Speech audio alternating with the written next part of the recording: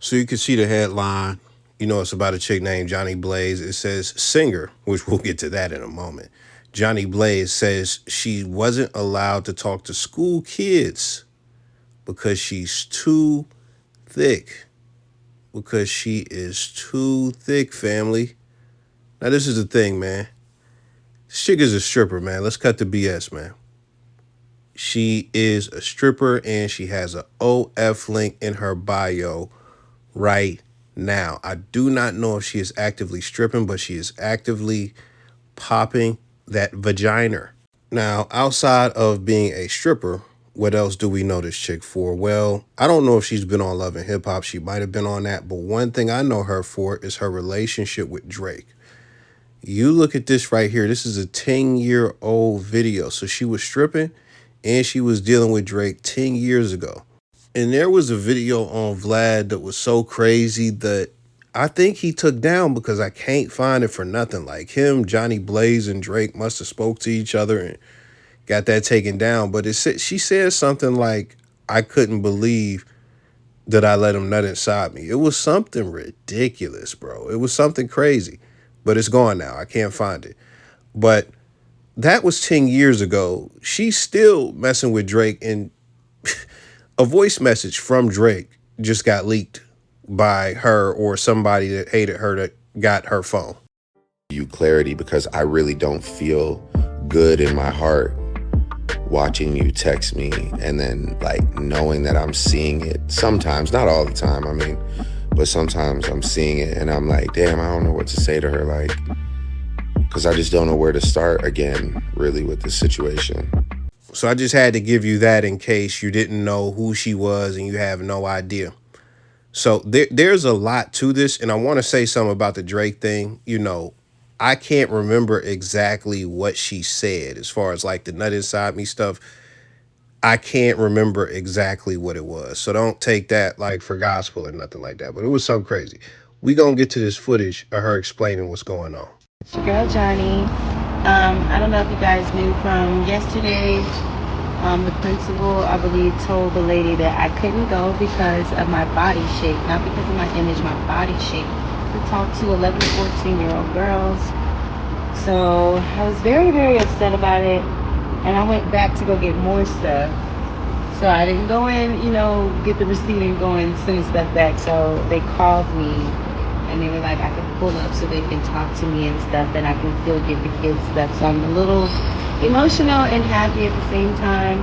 Sometimes how you respond to things, even though you're offended, how you respond can still lead and put you in a position to still do something positive. So because of how I reacted, wasn't mad or anything, I just expressed myself because my body shape should not matter. The way I dress, I'm actually going to the school like this. Don't judge people, and I'm just proud that how I responded, I'm still able to get to the little girl. So I will see you guys soon.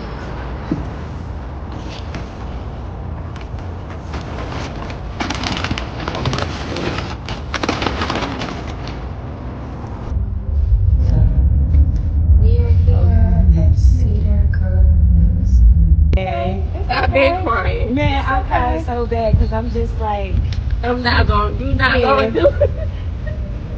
And not even that, like she said, I'm emotional already because I'm pregnant. But then y'all gonna do that? Because I'm trying to you're progressing, you're flourishing, you're changing your ways, and this is what like kids need. But I'm just like, it's because of my shape. No. Even what I text you last night. So here was. Let's go talk to the principal because he's right there. Come on, let's go talk to him. Y'all coming to help? Well, y'all want a cupcake? We got especially her. That one there. I'm just happy they got him. She has straight A's. Who? Which one? Zariah. Right here. Who? She got straight A's. Which one? Right here. Appreciation for coming. And we're very happy to have you here. You're proud of Cedar Grove now. You proud of the Grove. Bite. And I stamped it. Right. Hey. Still show your face. Yeah. And baby, let me tell you something. They need it because they look up. You know what I'm saying? She was just telling me. Now, live bites or live bits, however it is, whatever the name of the page is, they posted this and she wrote a long, lengthy comment. So I'm going to let the AI read that, and then we're going to respond to all of this. Okay, so it was me, Funny Marco, and Lil Woody supposed to speak at Career Day. I decided to speak for the little girls because I can teach them something from my experience. The district denied me, and Woody's so mad I ended up canceling as well because we got canceled. When I posted the message and was sad about it, but handled it really and with pure good intentions, they called me back and told me to come up at there. It was stated my background meaning stripping and whatever else they turned me down. Also because of my body shape. No need to lie, what I am happy about is I got to see those girls and they were happy.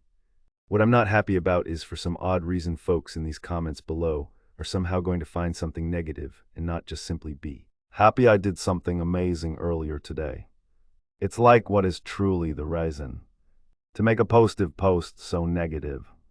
SMH anyway at Live by Tez, thanks for posting, because I can tell you meant no harm because Weil just started posting me without me even asking at all, and that says a lot.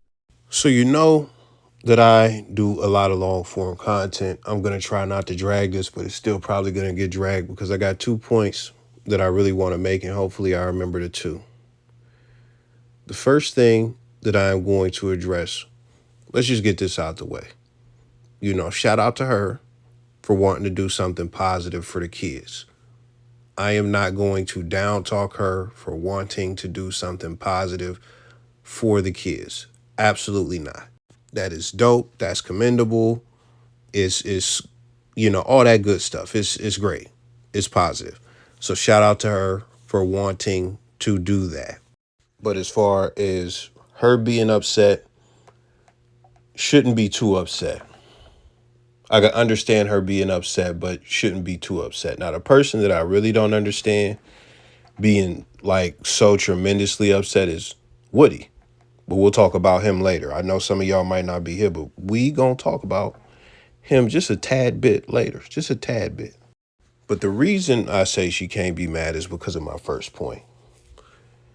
When you create an adult image, a rated X image around yourself, you really take this stuff to the highest heights to where you on TV, you on all the blogs, you one of the most famous strippers in the city. You could even debate in the country. When you take sex work to the highest heights, you cannot be expected to be accepted in certain spaces. We are talking about kids. We are talking about kids, and I'll go deeper on that later. But I had an argument on social media earlier this week with somebody because I can't remember what the thread was or whatever the post was, but somebody on the post said something along the lines of, why shouldn't somebody go and do OnlyFans when you could make so much money off of it? Why shouldn't you do sex work when you could become a millionaire and all that stuff? Well, the answer I basically gave them is, if you were soulless, go and do it. If you have a soul, you're going to feel the pain later. That's just what it is. You got so many sex workers and stuff like that, whether we talking prostitutes or porn stars, who, if I just seen one that committed, they off themselves. And it's very unfortunate, and we don't know the reason why, but one thing that I could say is after looking at the person's story, they did, first off, as far as the stuff that she was doing, the, adult films and stuff like that, it was very degrading stuff. It wasn't just getting piped down. It was like humiliation and stuff like that, humiliating other guys and getting humiliated herself and stuff like that. So it was really bad. And that's one aspect. But the other aspect is she wanted to transition out. She wanted to transition out and get something else, and nothing was working. And, the venture she was going into, they were failing, and she had to get back into that adult film world. She had to go back to doing that, and she really did not want to do that. I don't know if that's why she, ended it all, but that was something that was happening before she did. Rest in peace to her. But about Lana Rhodes, Mia Khalifa, they both try to, say they were victimized and they were victims in the industry and that they were underpaid, even though they were paid. Bang Bros came out and gave the receipts on Lana Rhodes. Like, man, she lying. She saying she made like 10,000. She made way more than that. You know, XYZ. So they come out and they play the victim and stuff like that. Even though to this day they still be, I don't know about Lana, but Mia be doing what she be doing as far as the porn and stuff. And I've seen, and I can't find a source on this because this is like back in the TV era. I've seen porn stars get fired, you know, trying to become teachers. Like they got the degree, they got the certification and everything. And they want to be teachers. And as soon as they find out about that pass, they X them out. They get them out of there. So having that type of career and then getting so much fame with it, it does some internal damage, but it also does external damage to your image that is just irreparable. Like you cannot come back from a lot of that stuff. And a lot of doors will be closed. And in some cases like this, rightfully so. Which brings me to my second and biggest overall point. When we said, or when I said, these are kids, right? These are kids. The kids need to be protected. And the woman with the blonde weave and the other chick who came out and said, I stamped it, they failed the kids to some degree. Because I would get it if this chick didn't actively have an OnlyFans link and she wasn't still parading around her butt. I would get it if she was on the Brittany Renner path trying to just clean everything all the way up, lean into religion or whatever, just trying to clean it. She's not. She's not.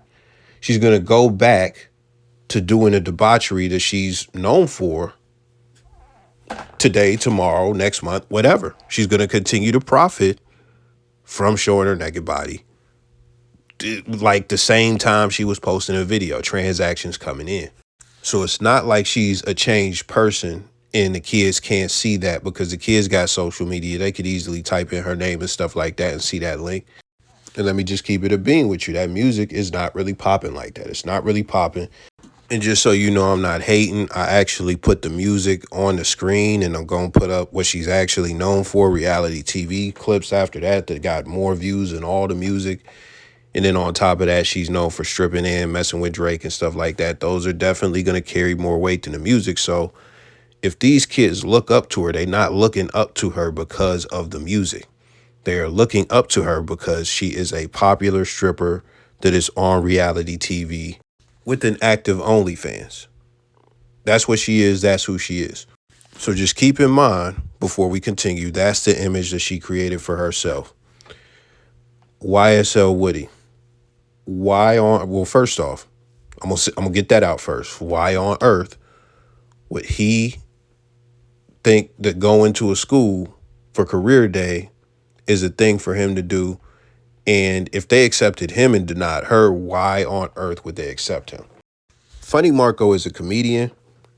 I would like to say he's a social media comedian, but he has done, you know, shows as far as comedy shows all over the map. I'm pretty sure he's been on TV a few times. Like he's a really big brand.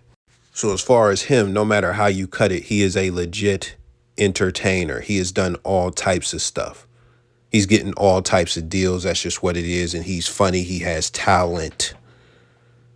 When you talk about YSL Woody, what is he known for? He is known for the YSL trial.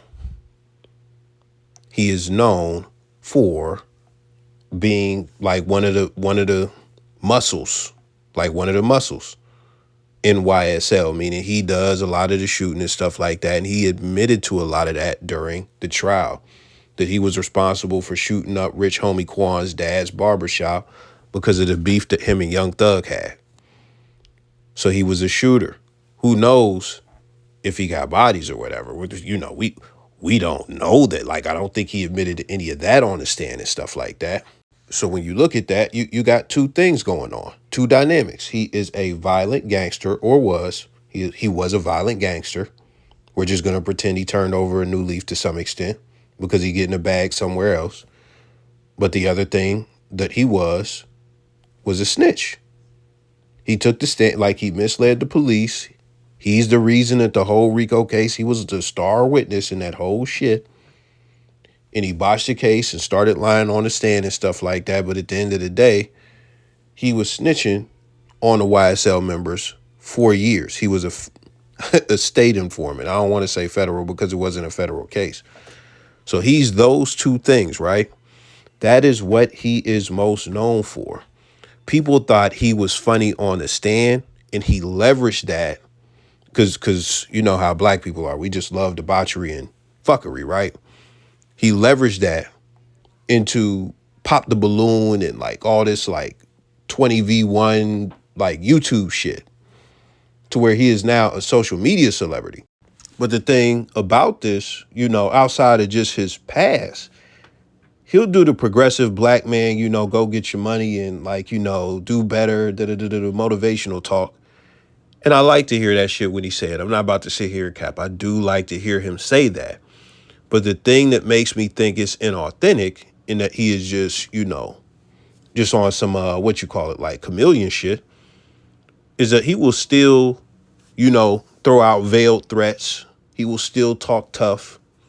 And he will still like just talk like he'll do something to somebody. And that's a sign that he is not really changed. So let's cut through all the bullshit and just get down to it. We have a gangster, which the subcategories under that, he was a shooter, probably a hitter, who knows, but also a snitch. That is what he is known for. That is what he has built his name off of. You have that. That's something that can't be erased about who he is. But then you also have a stripper who has an OnlyFans and is an Instagram booty model on reality TV. Like one of the most popping strippers in Atlanta. One of the most popping strippers in the South, period. So when you look at those identities, why would they be coming to a school with children on career day? Why, as a school, would you allow those people to come and speak to the kids about anything? If what I could only say, Woody on some stop the violence and tell them about how bad the street life was and how you don't want to be a part of that, steer them away from it because they know you about that. I could understand that. If she was going to say some of that type of stuff and like, oh, because I don't even know that type, like when we live in the black community, like the violence and the killing and stuff like that be so bad in a lot of cities that they will have to do the scared straight and have some ex-convicts or current convicts come through to the school. They was doing this when I was in school, like 20 years ago. And they will get on that stage and they will talk about how bad it is in prison and not to end up there. They will do that. So I could understand him doing that, but that's not a career day thing. That's a whole different other day thing. Like that's a whole different other day. Jhonni Blaze, what I was about to say, they need a scared straight for hoes. They need, at this point, I've heard chicks, you've seen the Bad Baby stuff, Danielle Begroli. She wanted to be an OnlyFans model or whatever, creator, whatever word you want to use, the moment she turned 18. But the issue with that is she's famous. There are a lot of little girls like her who think the same exact thing and they cannot wait until their 18th birthday to get on OnlyFans, but they don't have fame. And they're just going to embarrass themselves. And I don't care if they get rich or not, 99% of them are not going to get rich. It's going to damage them. So long story short on that, there should be something like a scare straight for hoes, but let me wrap this up. The kids need positive role models. And like I mentioned, like I just mentioned, if there was a different, context to bring these people in that made sense to where it's more preventative, that I could understand. But having them come on career day, I understand we're living in a different time. Funny Marco is a social media made celebrity, right? Perfect dude to bring in. He's a comedian. You get all these other cats who are actual comedians, that's cool, or whatever the case may be. But when we look at somebody that is selling sex or that was selling sex for quite a while, and then we look at somebody who's a gangster, that's not what we need to be putting in front of our kids at all, especially on fucking career day. So shout out to her for doing a good deed to the kids and stuff like that, wanting to do something good. That's cool. That's commendable. Salute to her for that. But as far as talking to the kids, I have no idea what she was going to tell them kids, but the type of figure that she is, like, like it's one thing to look like, oh, well, she's successful. She got money. She probably a millionaire. Don't give a fuck about that. Like, you shouldn't have an arms dealer coming in and telling them like, yo, you could sell weapons. Like, certain stuff you just don't do. Certain influences do not need to be had. And to be fair, I know the Woody is not going to come in and say, listen, this is how you properly do a shootout. I know she's not going to come in and say, yo, see, when you in the club, this is how you get the most money. I know they wasn't going to do that.